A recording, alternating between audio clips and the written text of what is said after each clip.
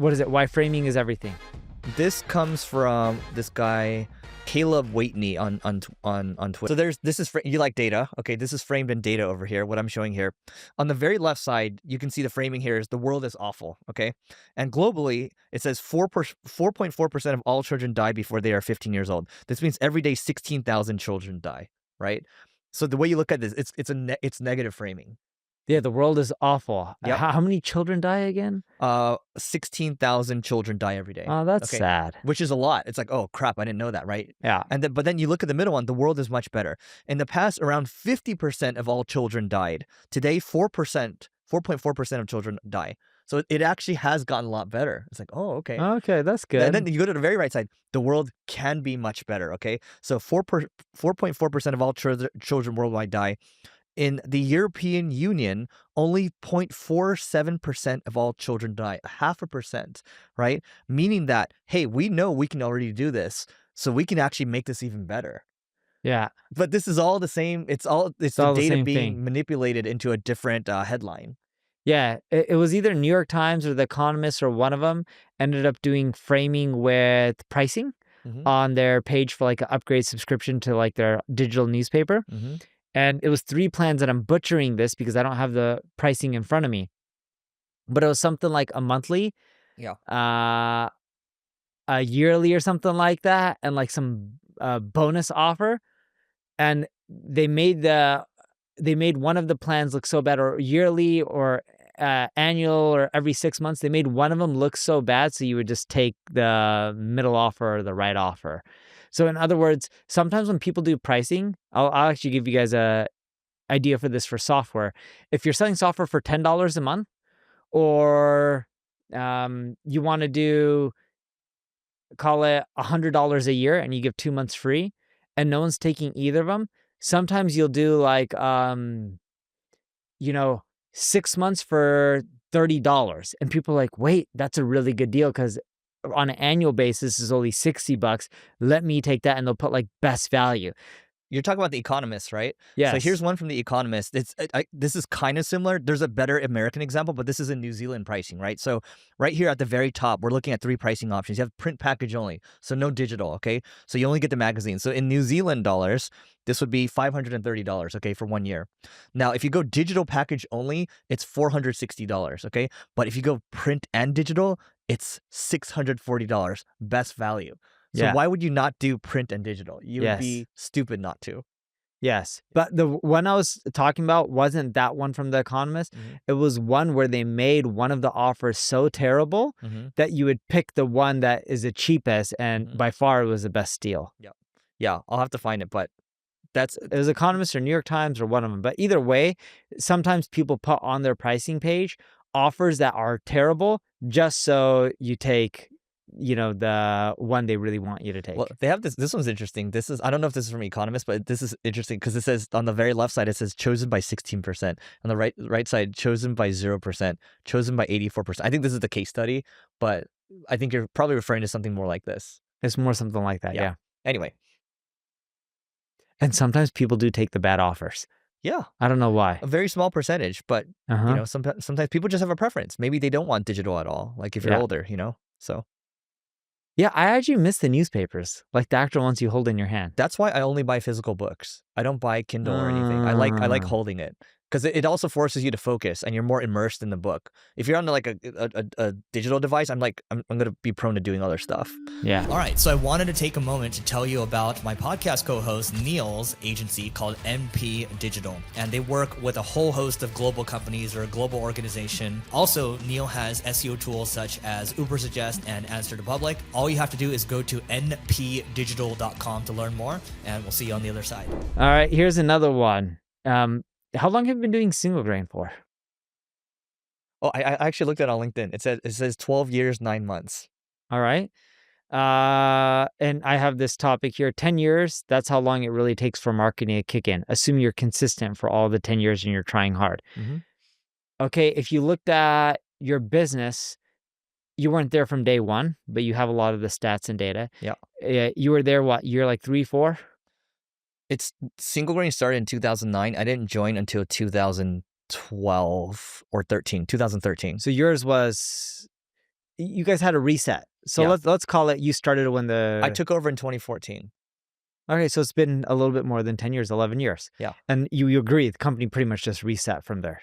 Yeah, I've had to reset the company twice. No, but when I mean reset, it was really tiny back then. Oh, And yeah, you yeah, grew yeah, up yeah. from pretty much nothing Yeah, to yeah. where it is today. Yeah, You yeah, agree yeah. with that Yeah, yeah, statement, right? yeah. So you're pretty much starting all over. Yeah. When you were going through it and starting over at the beginning, how'd you get your customers? SEO didn't kick in yet. A lot of it's in the very beginning. You're talking about with or without you. When you took over in 2014. When I took over, just to make it clear for everyone, Neil generated a lot of leads from his old blog, and he actually sent the leads over to Single Grain, because Single Grain was started by Neil's cousin, Sujin. And when I took over, I think at a certain point, even before that, we stopped the Neil Patel lead flow, right? Yeah. From what I remember. I believe so, but in general, the business didn't work out. People didn't want to be part of Single Grain anymore. Eric wanted to take it over. I think we gave you our shares, or maybe for $1. Legally, I had to buy it for $1. Yeah. So you basically gave it. Yeah. Yeah, I think other people sold you their shares. Yeah, though, I bought for real you money. and Heaton shares for $1. Yeah, because we didn't The rest care. was through profits. Yeah. Yeah. So then, and I don't think we took profits. I think we just gave it $1. You just gave it. Yeah. And Eric was starting over. At that time, how were you generating revenue? So we had customers already that we were holding on to, but I would say that some of it was word of mouth, and then some of it was through SEO. Yeah, but when you had customers, I don't think it reveals much. Your revenue was, we can always cut this out if you don't want, but you're talking about sub $1 million. It was really tiny at the time. Nothing. It was yeah, nothing. it was very little. Yeah. So back then you were getting some through SEO, some through word of mouth. Okay. Go back, or then fast forward 5 more years. Go to like around 2020. Well, if we fast forward 5 years, let's go to 2019. 2019. Let's go 2019. Okay.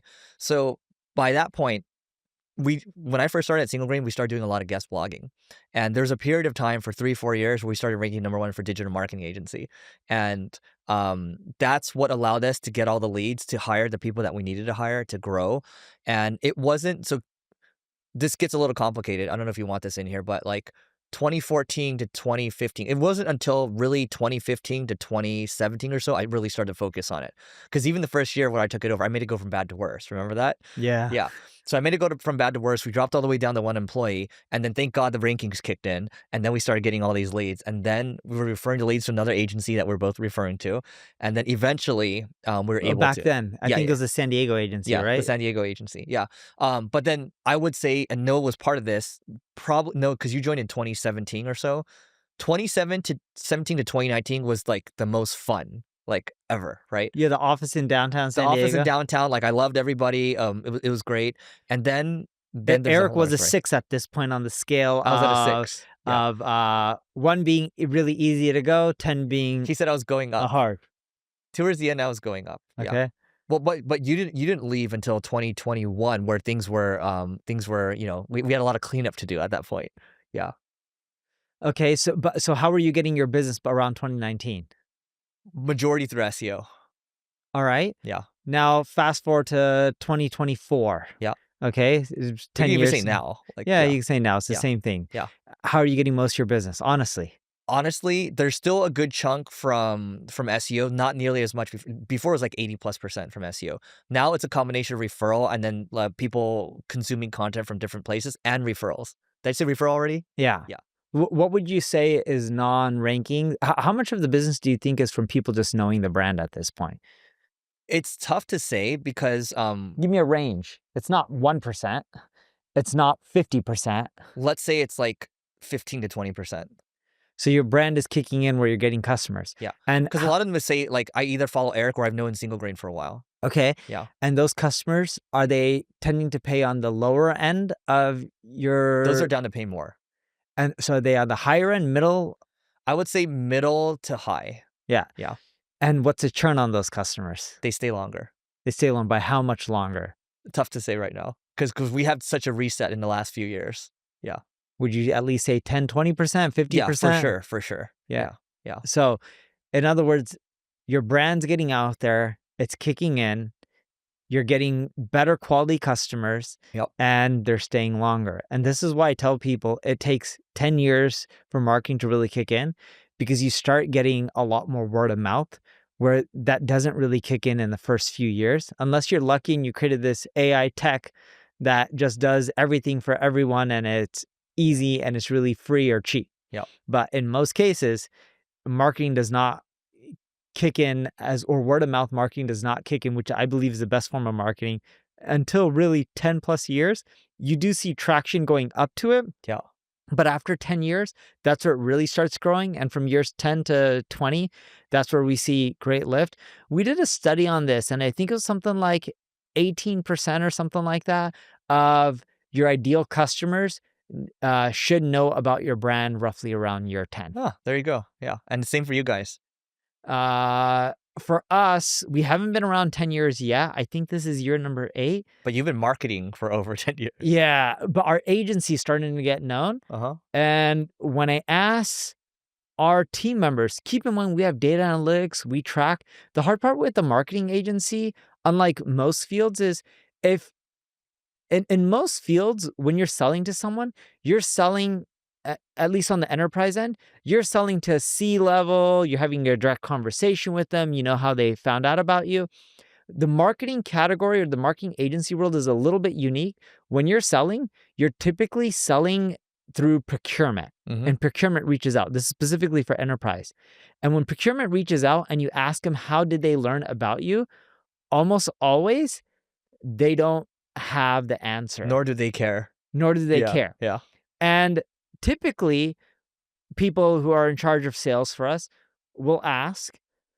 But when someone says, oh, I don't know, it's either a referral or employee mentioned it or award or we heard about you or maybe Google's website recommended you, and they go on and on, they give you like 6 or 7 examples, you know at that point they probably don't know. They're just rattling off a lot of random things like that. It could be a conference that we saw you at. Yep.